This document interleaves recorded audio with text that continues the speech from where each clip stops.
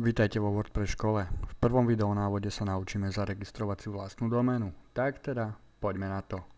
V prvom rade je potrebné nájsť dobrého registrátora domén. My sme spokojní so spoločnosťou Webhouse, práve preto na ňu máme odkaz na našom webe. Klikneme si v záložke na overenie domény. Hneď nás to hodí do Webhouseu. Do tohto políčka napíšeme názov vášho webu, ako chcete, aby sa volal. Dáme overiť. Slovenská doména je voľná, klikneme na ňu.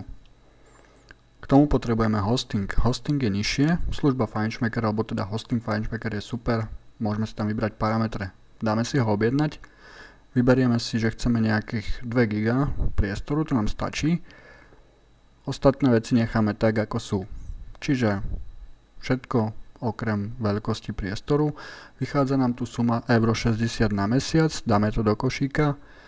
Prejdeme do toho košíka, to je všetko, čo potrebujeme. Pozrieme si, že máme tam 11,99, z DPH to je 14,39, objednať.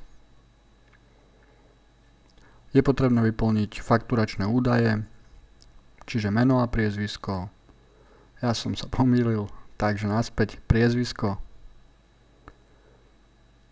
ulica a číslo domu,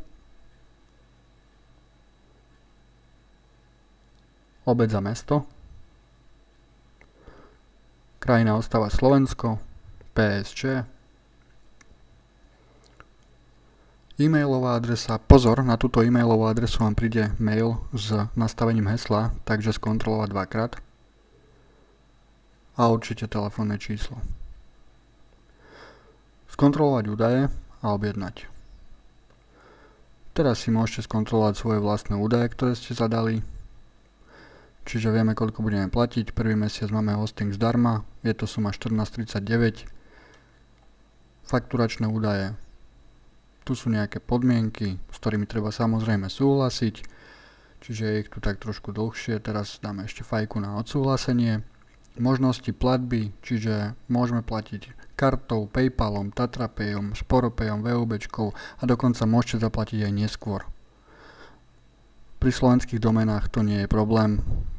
Doména bude voľná do 2 hodín spustená. A teraz by vám mal dojsť mail.